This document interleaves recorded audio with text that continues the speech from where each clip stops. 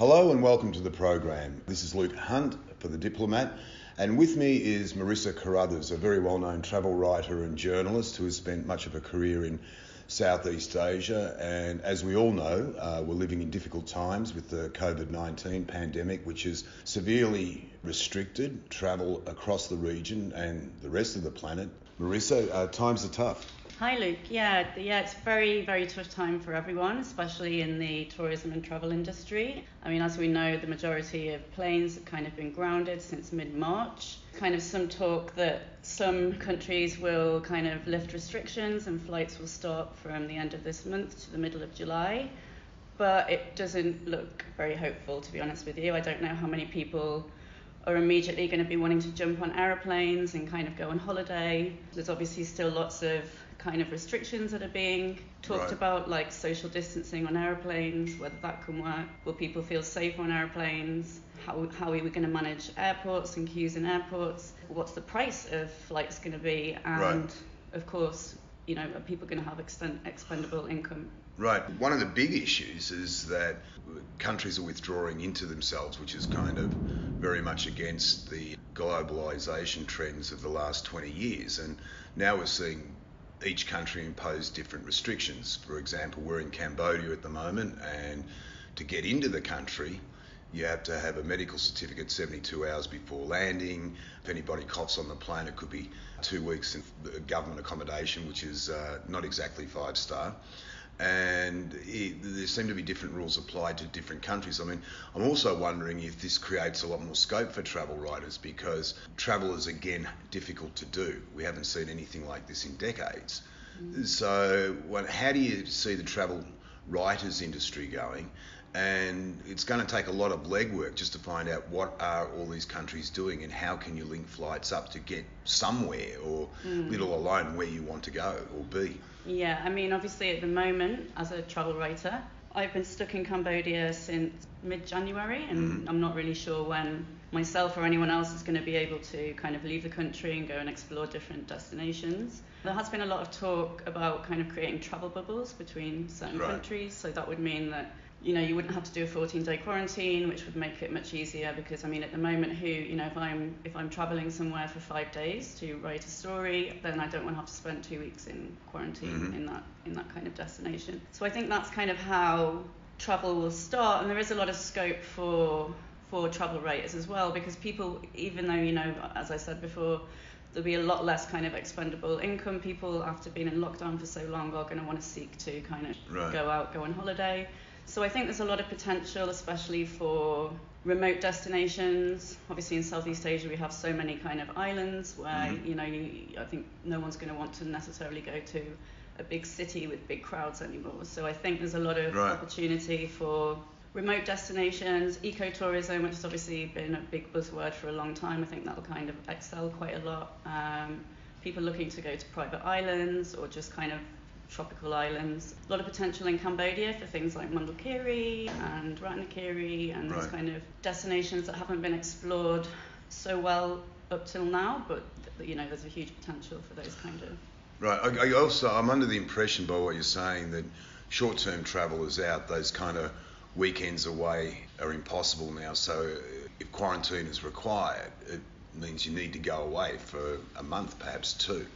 Yeah. So I mean, again, there's a lot of countries now that they're opening up. The focus is on kind of domestic tourism, which obviously we're seeing a lot of in Cambodia, kind of staycations. You can't get out of the country, so maybe a weekend down on the coast or in Siem Reap or that kind of thing. So, and of course you were in Siem Reap recently at Angkor Wat. Yeah. Tell me about that. World's #1 tourist destination with no tourists. But I understand a lot of Khmer's, which is a different twist. Yeah, absolutely. So I've been to Angkor Wat many times, and I've never been without having to kind of battle through crowds, big groups of tourists. So it was kind of a two-edged, double-edged sword. It was amazing to have the temples relatively to myself and to be able to kind of explore with none of these huge amounts of crowds. Also, obviously, it was kind of a stark indicator of how tourism is non-existent in Cambodia. And obviously, it's one of Cambodia's kind of main economic pillars. So, you know, obviously there's lots of people that are suffering. What was very nice, as you said, was seeing so many Cambodians there. I mean, I can't imagine a time when Cambodians could go to Angkor Wat and pray in peace without, Right. Hordes of people, or play badminton or picnic with their families. That was a really kind of special experience to see.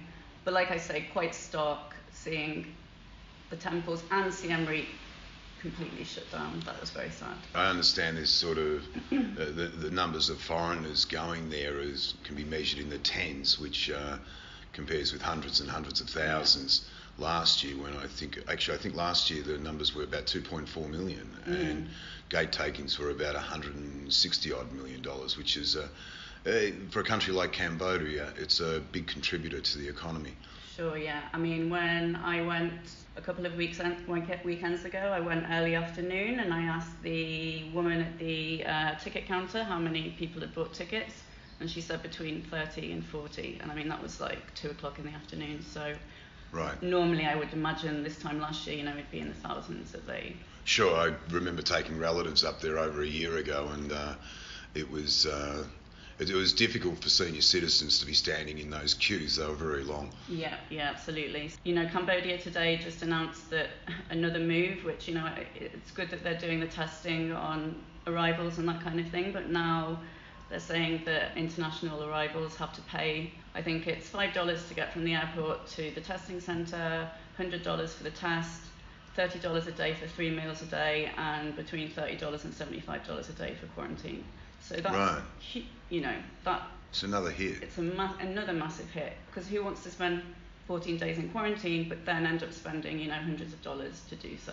Well, very few people would dispute the tactics the authorities have taken around the world in terms of combating COVID-19, but when there are all these little add-ons, it does raise eyebrows in regards to who is this money for, where is it going, and is this really necessary? Yeah, exactly. I mean, I don't know how much COVID-19 tests cost, but I don't think adding hundreds of dollars to a traveller's expenses and making them spend 14 days in quarantine is necessarily going to encourage people to visit right. Cambodia. How will this kind of change or add to the dimensions of being a travel writer? Before when we were travelling, you obtained a visa online. A lot of countries like Cambodia was on arrival. All that's disappeared. And then each country has, this goes back to a point I was trying to make before, all these countries have different rules and regulations for getting in and getting out and where you go next. So how does that add to your workload? I mean, massively. For a start, there's talk that when travel does resume, there's going to be queues in airports of kind of 4 hours when you have to go through all these additional kind of health and security checks. I was told recently Hong Kong has imposed that kind of regime, and it's supposed to be a 4 to 5, but the people I know who've gone through Hong Kong are saying it's close to 8 or 9 hours to get through to get through customs.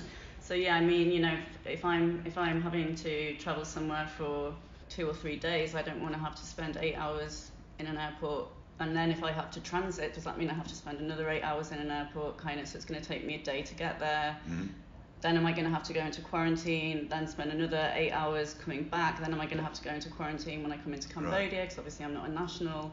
So, I mean, again, kind of no one really knows at the moment, but obviously these are huge restrictions, and they are things that I think kind of governments around the world are realising and hopefully trying to work on so that, people can travel much quicker and easier. Right. I hope they were listening. That was a clap of thunder in the background.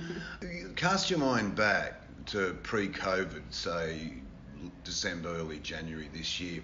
How was the state of the travel industry at that point, before people realised what COVID could do? And how was it? How did you find that as a travel writer?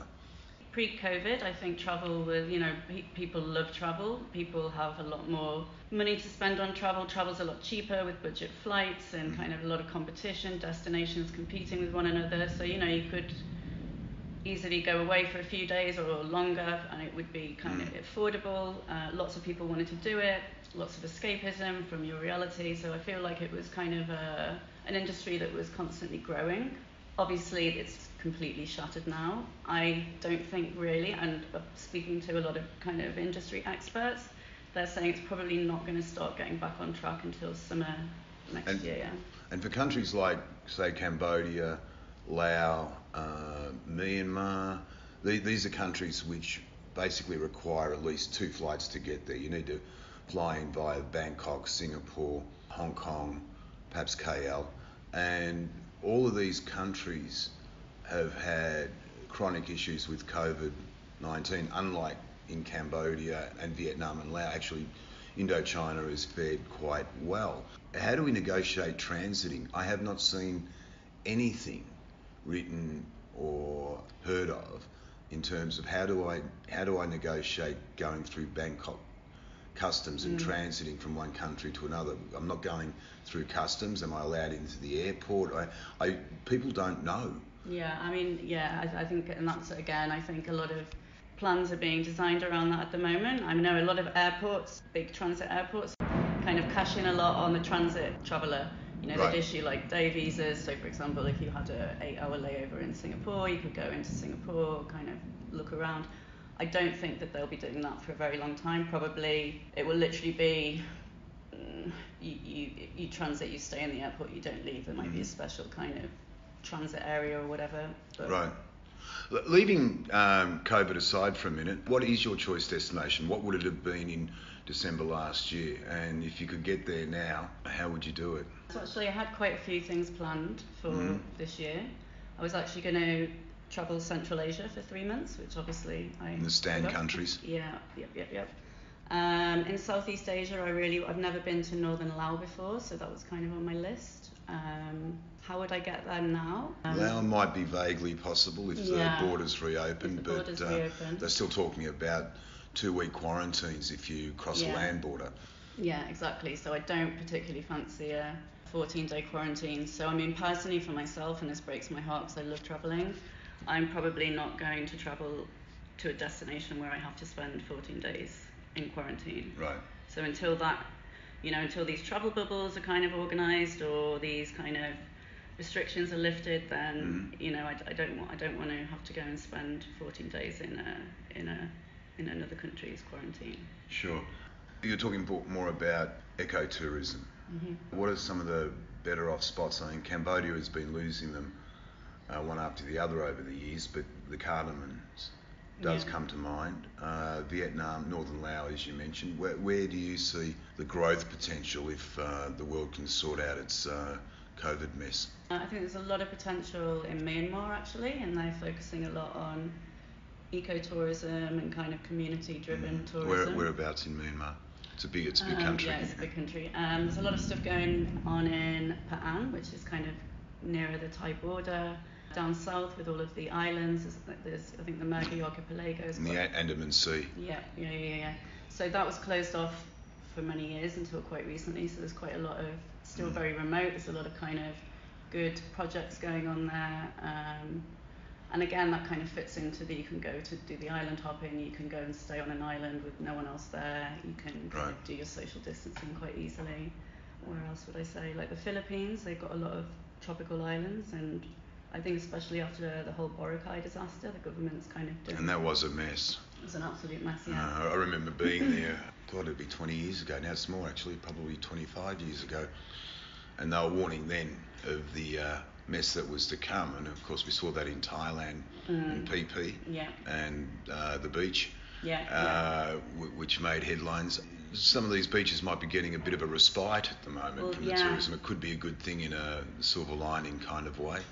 Yeah, I mean certainly I've read lots of things about, COVID's obviously an absolute disaster, but in terms of the environment, there's been lots of destinations that have been able to recover quite well.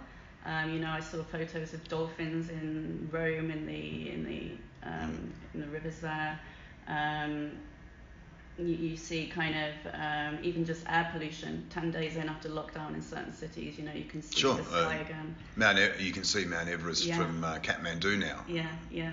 So I feel like it's given environments, places that were kind of being dogged by over tourism, a chance to breathe, a chance to recover, and maybe also a chance for the tourism industry to take a step back and look at what they were doing wrong, what they need to do when travel resumes. And in a sense, obviously it's absolutely devastating, but there are opportunities to be made from this break, where I think that everyone can take a step back, look at how we can be better travellers in the future, and how to avoid mass tourism again, because no one really wants mass tourism anymore, and how we can kind of develop this new chapter for travel. What would you do differently, given that you posed the question? I mean, I certainly am not a big fan of mass tourism, so I would look at destinations that maybe suffered from that, like, for example, some areas of Phuket. I think, I don't know what the solution is. I don't know if you should cap the amount of people, which is what they did in Boracay, that come to the island. Maybe just kind of, I guess you need to shake up your business model and look at ways that you can still cater to kind of, I guess, budget tourists, but not encourage this kind of, has to be very cheap, so we have to just get the crowds to come in. Would crowd limits work? I don't know. It involves government control, and then when that happens, particularly in some of these countries, it's a nice opportunity to skim money off top. All sorts of corruption can work its way into the system. But in regards to PP, there were a lot of complaints from the locals about tourism, tourist numbers, not enough tourists, governments complaining, beaches being closed down.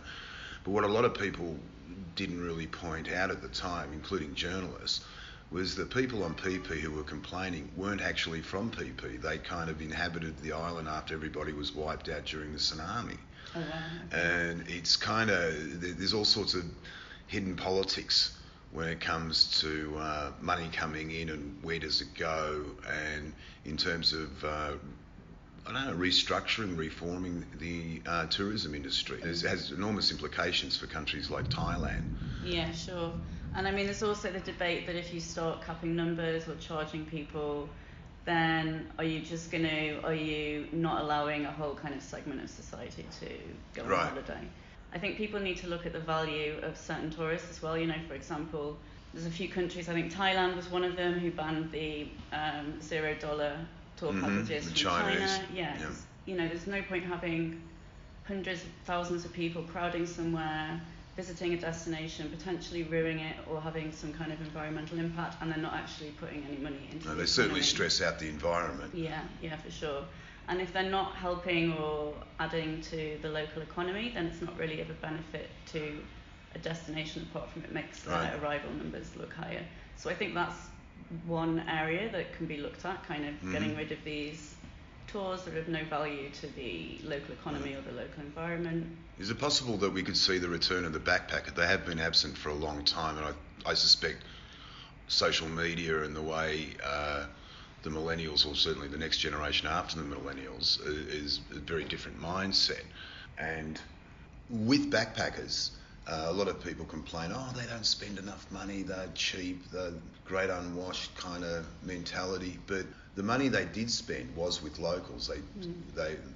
They slept in homestays, they spent money on local restaurants, the small stuff on beaches and stalls, and they would stay for quite a while. Is it possible that they could make a return?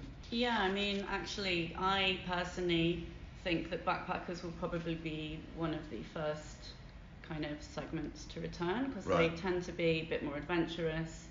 They tend to have less fear about things like catching COVID on an aeroplane. And lots of people do say that, they complain that they don't spend any money, but like you said, they actually spend quite a lot of money. They don't just come for a week or a few days to Cambodia, or wherever. They'll spend a lot more time. They do stay in guest houses. Yes, they might be cheap guest houses, but they're still spending money. They still eat all their meals in local restaurants. In fact, they tend, like you said, to spend more money in the local economy, because that's kind of cheaper than staying in a 3, 4, 5-star hotel. Right.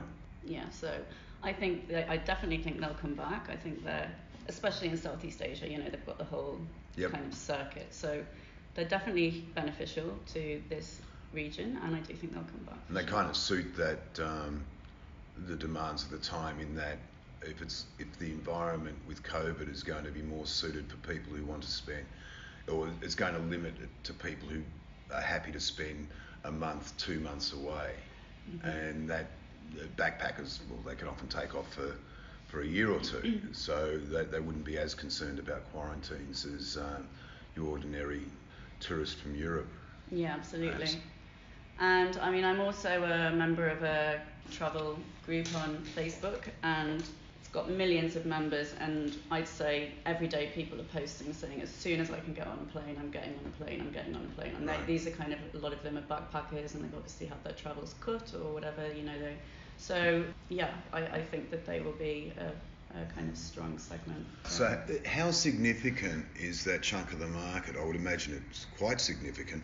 The sort of middle class tourist from the West who comes out for, you know, it's cold in Europe, the choices of the Caribbean or Southeast Asia.